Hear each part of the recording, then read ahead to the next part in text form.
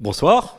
La dernière édition remonte à 2019. Que ressentez-vous à l'approche de cet événement et après une si longue absence due à la pandémie ? Déjà, une très très grande joie d'être de retour dans les événements qui comptent en principauté. Et évidemment, beaucoup de pression parce que j'ai bien compris depuis des mois et des mois que l'événement était super attendu puisqu'on m'en parle quasiment tous les jours.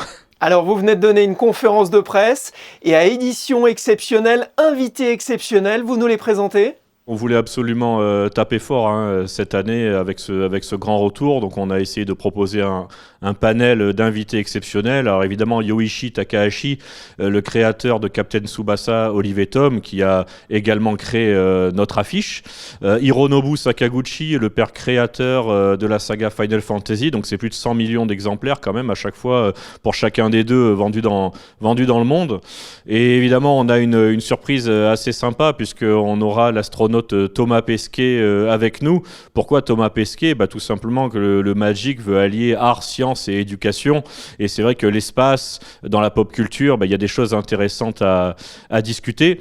Nous aurons aussi le basketteur NBA, ancien champion NBA Ronny Turiaf, parce qu'on veut évidemment mettre en place une conférence sur sport et pop culture. Donc il y a énormément de choses à dire dans ces différents domaines.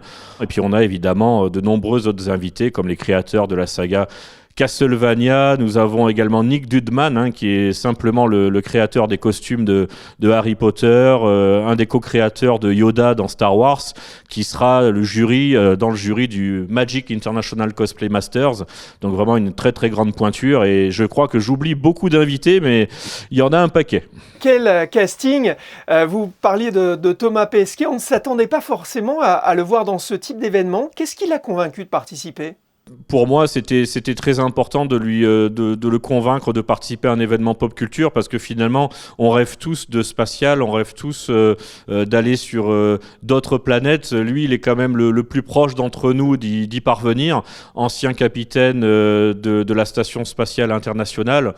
Moi, je pense qu'en invitant des gens de ce niveau-là, on arrive finalement à amener le rêve au plus proche de la population et je voulais absolument faire ce cadeau aux visiteurs du Magic et à l'ensemble des habitants de Monaco. Des visiteurs qui viennent du monde entier pour ce festival. Que viennent-ils chercher ?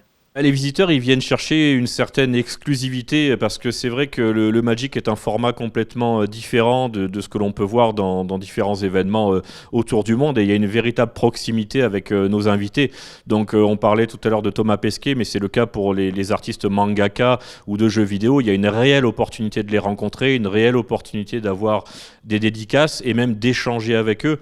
Et ça, c'est quelque chose qui est suffisamment rare et c'est notre format qui limite le nombre de visiteurs qui permet cela.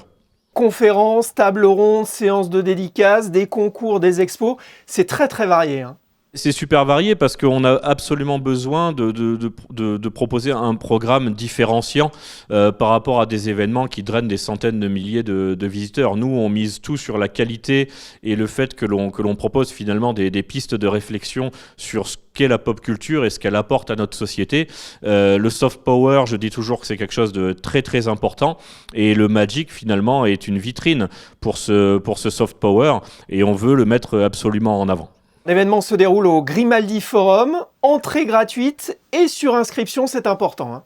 Oui, parce que c'est aussi ce qui donne une certaine exclusivité, c'est-à-dire que l'événement est gratuit, mais il faut quand même s'inscrire. On ne peut pas se permettre juste de passer et de se dire peut-être que je vais avoir de la place. Il faut savoir que les places, évidemment, partent très très vite, surtout lorsque l'on a annoncé le line-up de nos invités. On a annoncé évidemment des choses un petit peu exclusives qui me tiennent également à cœur, ainsi qu'à l'équipe. Nous aurons par exemple l'ensemble des conférences du samedi 25 qui seront traduites en langue des signes. Je crois que c'est une grande première et c'est aussi là-dessus que je veux axer le Magic sur une accessibilité au plus grand nombre. On va surtout se dépêcher de s'inscrire. Alors, Magic à ne surtout pas rater les 25 et 26 février prochains.